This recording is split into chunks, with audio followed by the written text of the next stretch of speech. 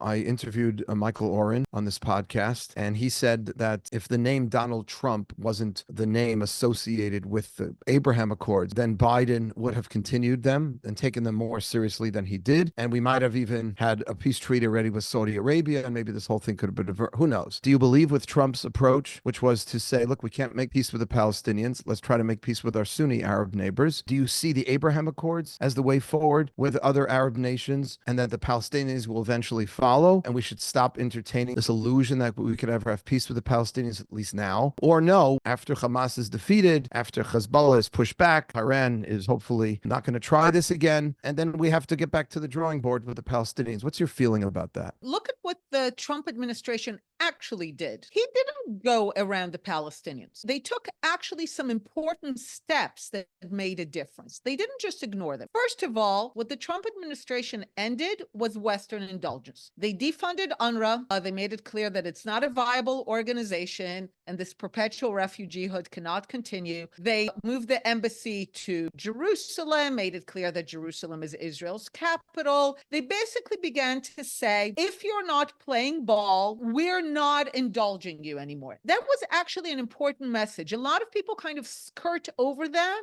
as if it was a marginal thing. No, it wasn't. Those were actually the first steps they took. And it's important because I think everything they built was on that. Then they actually worked very hard to put in place an actual peace proposal to the Palestinians. They didn't just say, you don't exist, we don't acknowledge you, sayonara. They said, we're actually putting a proposal. You can have a state. They did things to call them out. And then in parallel, they explored the possibility of making peace with countries in the Gulf that, as a result of their greater success and vision and modernization, are letting go of the crutch of anti-Zionism, because anti-Zionism, being the new respectable face of anti-Semitism, is always the ideology of losers, essentially the ideology of failed societies, because they need a scapegoat. But if you're no longer a failed society, then you need a scapegoat much less, because you don't need to distract from your failings. We're actually not the central story here. They're changing their societies, and that makes it easier for them to come to terms with Israel. So it was actually a much more holistic approach that was being presented, like by Netanyahu and others, the kind of going around them. But people on the left, even within Israel, argue, that's not a real offer. They weren't giving positive terms for the Palestinians to really have a viable state. That's what they argued. A genuine offer to the Palestinians is going to include, I don't agree with this. I think it's nonsense, and I think it's dangerous for Israel, but the right of return, capital in East Jerusalem, and so on and so forth. And since the Trump administration was not offering that, they really were just going around the Palestinians. They were just